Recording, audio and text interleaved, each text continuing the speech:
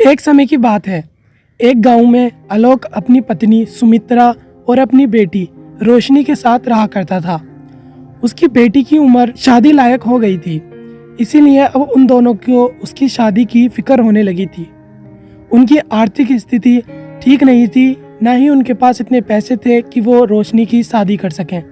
उनके पास ज़मीन थी, बस उसी में ही वो खेती करते और अपना रोज का खाना खर्चा चलाया करते। सुनिए जी, अब रोशनी बड़ी हो चुकी है और अब इसकी शादी की उम्र भी हो गई है। अब हमें इसकी शादी करनी होगी, लेकिन हमारे पास इतने पैसे नहीं हैं कि हम इसकी शादी कर सकें।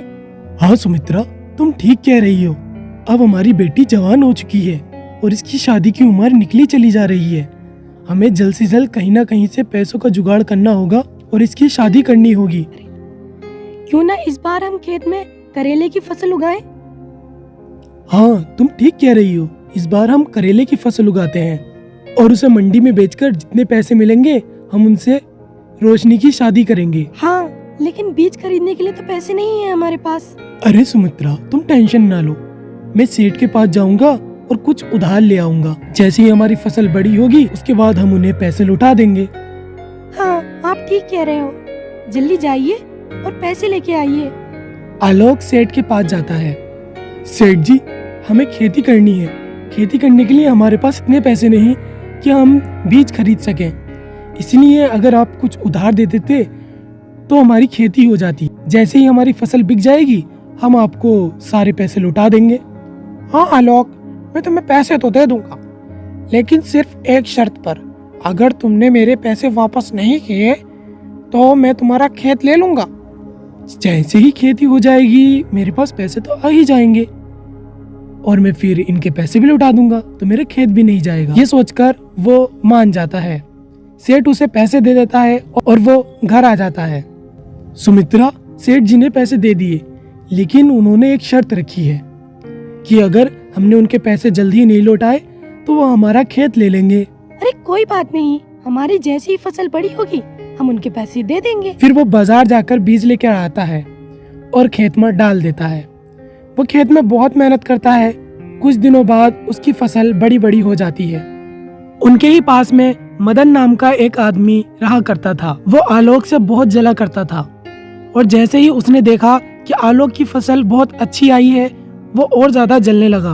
अरे, इसकी फसल तो इतनी ज्यादा अच्छी हो रही है, अगर इसने इस फसल को बेच दिया तो इसके पास काफी पैसे आ जाएंगे और ये मुझसे अमीर हो जाएगा। मैं ऐसा नहीं होने दूंगा, मैं अभी इस सारी फसल को बर्बाद कर दूंगा। और वो रात में जाकर उस फसल को उखाड़कर फेंक देता है। अगले दिन आलोक जब अपने खेत पर जाता है तो वो ये देखकर हैरान हो जाता है कि उसकी सारी फसल टूटी हुई थी। अरे, ये सब किसने किया? ये सारी फसल किसने उखेड़ दी? मेरी सारी मेहनत चली गई और सारे पैसे भी। अब मैं सेठ जी को पैसे कैसे दूंगा? अगर मैंने उन्हें जल्दी पैसे नहीं दिए तो वो मेरा खेत छीन लेंगे। हमारे पास बस एक यही सहारा है, अगर हमसे ये खेत छीन गया तो हमारा क्या होगा? मेरी बेटी रोशनी की शादी कैसे होगी? वो घर आता है और सुमित्रा को सारी बात बताता है। अजी, ये क्या हो गया? कौन हो सकता है जिसने हमारी सारी फसल बर्बाद कर दी? कुछ तो सोचना पड़ेगा, नहीं तो सेठ जी हमारा खेत ले लेंगे। आप जाकर उन्हें अपना हाल बताइए, क्या पता वो तरस खा ले। वो सेठ के पास जाता है और सेठ को सारी बात बताता है। अरे, मुझे कुछ नहीं पता, मैंने तो तुमसे शर्त रखी थी कि अगर तुमने पैसे नहीं दिए तो मैं तुम्हारा खेत ले लूंगा।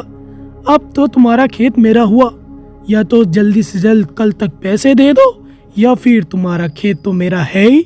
घर आकर आलोक सुमित्रा को सारी बात बताता है। अजी, अब क्या होगा? अब तो हमारा खेत छिन जाएगा और अब हम अपनी बेटी की शादी कैसे कर पाएंगे? वही तो हमारे पास एक सहारा है। हाँ सुमित्रा, मेरे पास एक उपाय है। क्यों ना हम अपने खेत को बेच दें? अगर हम इस खेत को नहीं बेचते हैं तब भी हमारा खेत जा रहा है और फ्री में जा रहा है।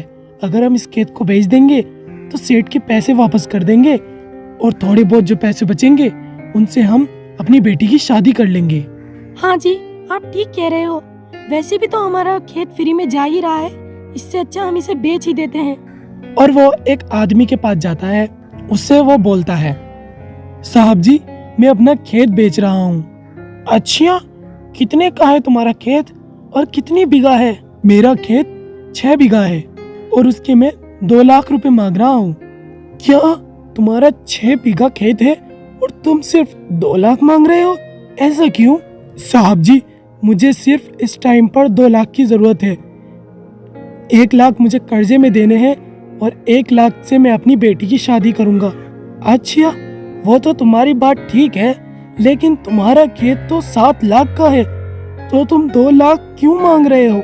मैं तुम्हें 7 ही लाख दूंगा। अरे नहीं साहब जी, 7 लाख होने में तुम्हारे पास टाइम लगेगा, लेकिन मुझे कल को ही सेठ जी को पैसे वापस करने हैं। अगर मैंने उन्हें पैसे वापस नहीं करे तो वो मेरा खेत छीन लेंगे। अरे तो तुम परेशान क्यों होते हो? मुझसे तुम 1 लाख रुपए ले जाओ और अपना कर्जा उतार दो। बाकी तुम अपने खेत में खेती करो। जब तुम्हारे पास पैसे हो जाएंगे तो तुम मुझे पैसे वापस कर देना। तुम बहुत ईमानदार इंसान लगते हो, इसीलिए मैं तुमसे कोई ब्याज नहीं लूंगा और ना ही तुमसे कोई चीज गिरवी रखने को कहूंगा। ये सुनकर आलोक बहुत खुश होता है और वो पैसे लेकर घर आता है। वो सारी बात अपनी पत्नी को बताता है। ये साहब जी तो बहुत अच्छे हैं। चलो अब जल्दी जाओ और सेठ के पैसे वापस करके आओ, नहीं तो वो हमारा खेत हड़प लेगा। फिर वो सारे पैसे सेठ को वापस कर देता है। बचे हुए पैसों से वो अपनी खेती करता है। कुछ ही दिनों में उसकी खेती अच्छी हो जाती है, लेकिन फिर से मदन उसकी खेती बर्बाद कर देता है। ये देखकर वो बहुत ज़्यादा परेशान हो जाता है और वो सोचने लगता है कि कौन उसका दुश्मन है जो उसकी खेत बार बार बर्बाद कर देता है। वो दुखी होकर यही सब सोचता हुआ अपने घर वापस लौट रहा होता है। तभी उसे रास्ते में एक बुजुर्ग आदमी मिलता है। बेटा, क्या तुम्हारे पास खाने के लिए कुछ है? मैंने बहुत दिनों से खाना नहीं खाया है, मुझे बहुत तेज भूख लग रही है। अगर तुम मुझे कुछ दे दोगे खाने के लिए तो तुम्हारा भला होगा। अब्बा जी, मेरे पास खाने के लिए तो कुछ नहीं है, लेकिन मेरे पास कुछ पैसे हैं, आप ये रख लीजिए, इनसे खाना खरीद कर खा लेना। वो उन्हें पैसे दे देता है। पैसों को देखकर वो बहुत खुश होते हैं और बोलते हैं, बेटा, तूने मुझ गरीब की मदद की है। ये ले, ये करेले के बीज हैं और इन बीजों को अपने खेत में डाल दे, तेरा भला होगा। इतना बोलकर वो वहां से चले जाते हैं। आलोक वहीं से ही वापस हो जाता है और अपने खेत में वो बीज डाल आता है। अगले दिन को जब वो जाकर देखता है तो उन बीजों से लंबी लंबी बेलें निकल आई थी और उन पे बड़े बड़े और ताज़ा करेले लगे हुए थे। ये देखकर वो हैरान हो जाता है। अरे, एक ही रात में ये क्या हो गया? इतनी लंबी लंबी बेलें और इतने ज्यादा करेले, वो भी इतने ताजे ताजे। ये बीज जरूर जादुई थे और ये बेलें भी जादुई हैं। वो जैसे ही उन पे से करेले तोड़ता है, उन पर करेले फिर से आ जाते हैं। ये देखकर वो बहुत खुश हो जाता है। वो सारी बात अपनी पत्नी को बताता है। उसकी पत्नी भी बहुत खुश हो जाती है। उन सारे करेलों को वो लेकर मंडी में अच्छे दामों में बेचकर आता है। मदन को उसके करेले देखकर बहुत जलन होती है और वो कहता है, अरे, इसकी बेलें तो मैंने बर्बाद कर दी थी, इतनी जल्दी ये इतनी बड़ी बड़ी कैसे हो गई?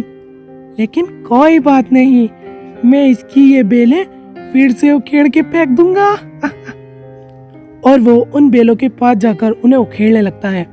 लेकिन जैसे ही वो उन बेलों के पास जाता है, उसे एक करंट का झटका लगता है और वो दूर आकर गिर जाता है। वो डर के मारे वहां से भाग जाता है और फिर वो उस खेत की तरफ कभी नहीं आता। उन करेलों को बेचकर वो अच्छे मुनाफा कमाता है और अपनी बेटी की शादी धूमधाम से करता है। उन पैसों से वो और गरीबों की भी अच्छे से मदद किया करता था और वो धीरे धीरे करके बहुत अमीर हो जाता है।